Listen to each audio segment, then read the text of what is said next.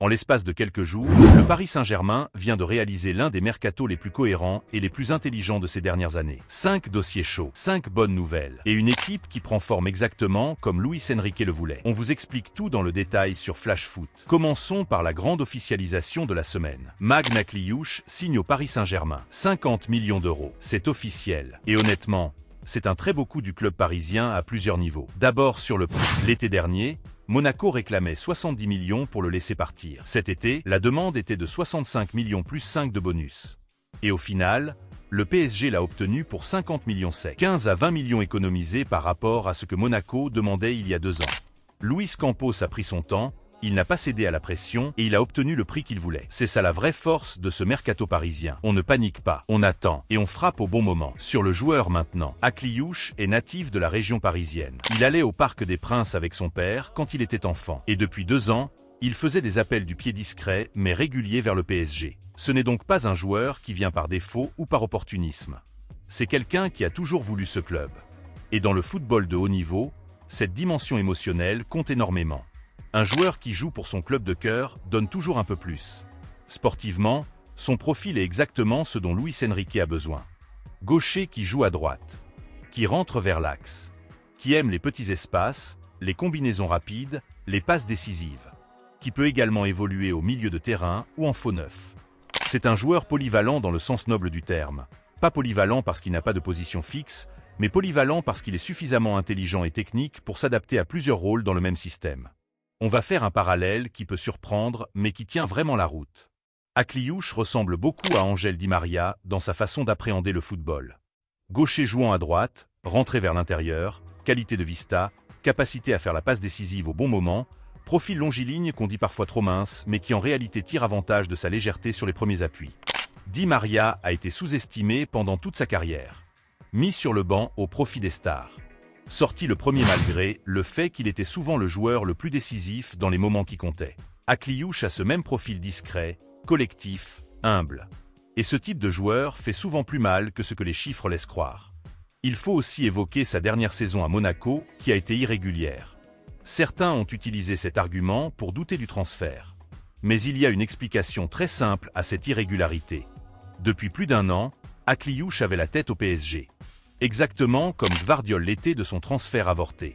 Quand un joueur se voit mentalement déjà dans un autre club, sa motivation au quotidien dans son club actuel en souffre naturellement.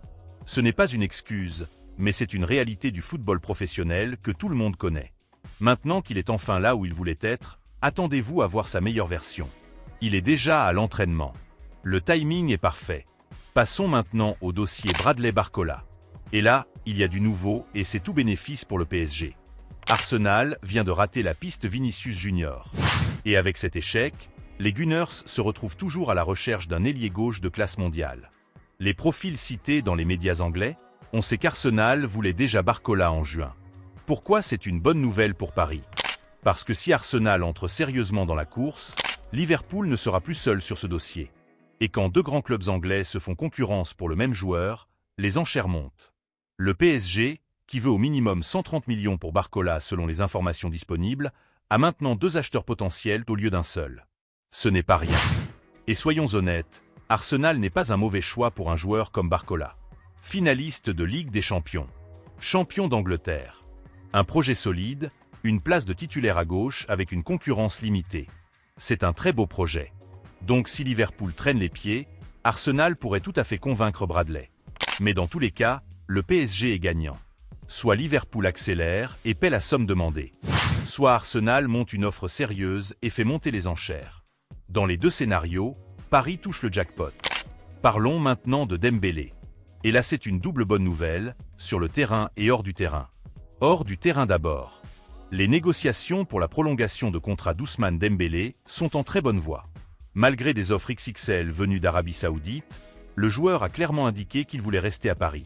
Il se sent bien dans ce club, dans ce système, aux côtés de ses joueurs. Et surtout, il a encore des ambitions sportives très précises. Le triplé avec le PSG. Un 2e ballon d'or potentiel. Et l'Euro avec l'équipe de France, parce que champion du monde il l'est déjà, mais champion d'Europe pas encore. Ce sont des objectifs qui ne peuvent pas être atteints en Arabie Saoudite. Donc Dembélé reste. Et c'est une très grande nouvelle pour l'équipe. Sur le terrain maintenant. Dembélé a écourté ses vacances et est revenu s'entraîner individuellement pour être disponible pour la Supercoupe d'Europe face à Aston Villa. Ça, c'est un signe fort. Un joueur qui renonce à des jours de repos bien mérités après une Coupe du Monde pour être prêt pour un match important avec son club, ça dit tout sur sa mentalité. On ne sait pas s'il sera à 100% pour cette rencontre, mais même une demi-heure de sa part peut changer le visage d'un match. Et ça en dit long sur son état d'esprit. 4e dossier du jour, Mika God. Et là aussi, les signaux sont très clairs. Le PSG a déposé une deuxième offre autour de 50 à 55 millions d'euros, selon les sources proches du club. Et lors du dernier match de God avec l'Ajax, l'atmosphère dans le stade ressemblait à des adieux. Les images parlaient d'elles-mêmes. Le joueur buteur sur penalty, ovationné par tout le public. Ce genre de scène n'arrive pas par hasard. Les supporters de l'Ajax savent que leur joueur part. Et God lui-même semblait vivre quelque chose de particulier ce soir-là. Tout devrait se finaliser très rapidement, probablement en début de semaine prochaine. Et la bonne nouvelle, c'est qu'athlétiquement, God a fait toute la préparation estivale avec l'Ajax. Il sera donc prêt physiquement dès son arrivée. Il pourrait même être dans le groupe pour le match contre Aston Villa si le transfert est officialisé à temps. C'est un ailier rapide, technique, créatif, avec une vraie capacité à prendre la profondeur et à dribbler dans les espaces. Encore un profil qui correspond parfaitement à ce que Luis Enrique construit. Terminons avec 2 dossiers plus courts, mais tout aussi intéressants. D'abord Ferran Torres. L'ailier espagnol du FC Barcelone veut quitter le Barça et le PSG est sa destination. Luis Enrique veut absolument ce joueur qu'il connaît bien pour l'avoir eu sous ses ordres en sélection espagnole. Techniquement, le deal avance. Mais il y a un bémol à mentionner honnêtement.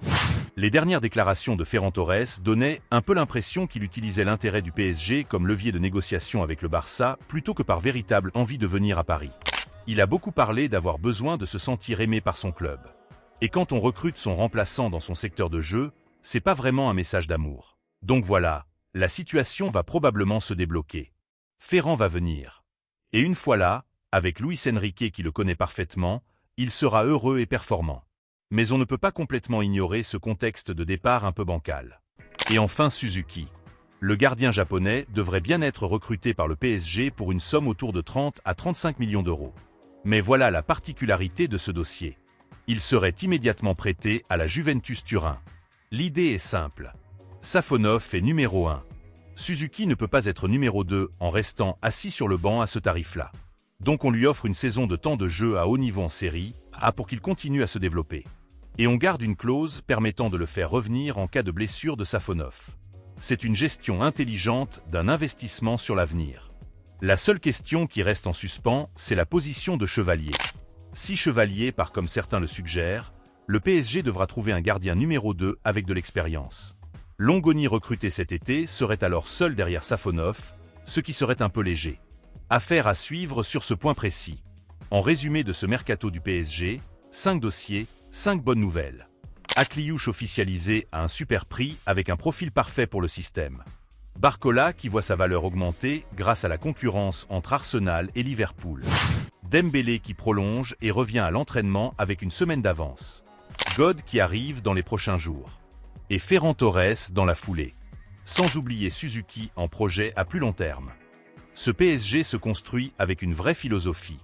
Des joueurs polyvalents, intelligents, collectifs. Pas de stars capricieuses. Pas de joueurs qui viennent juste pour le salaire. Des joueurs qui veulent jouer dans ce système, dans ce projet, sous ses couleurs. Maintenant, c'est votre tour.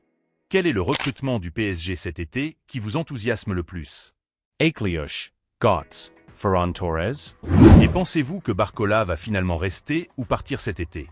Dites-le nous en commentaire. Likez cette vidéo si elle vous a aidé à y voir plus clair sur le mercato parisien. Abonnez-vous pour suivre toutes les actualités du PSG au jour le jour. Et retrouvez juste après pour une nouvelle vidéo. On vous retrouve très vite sur Flash Foot.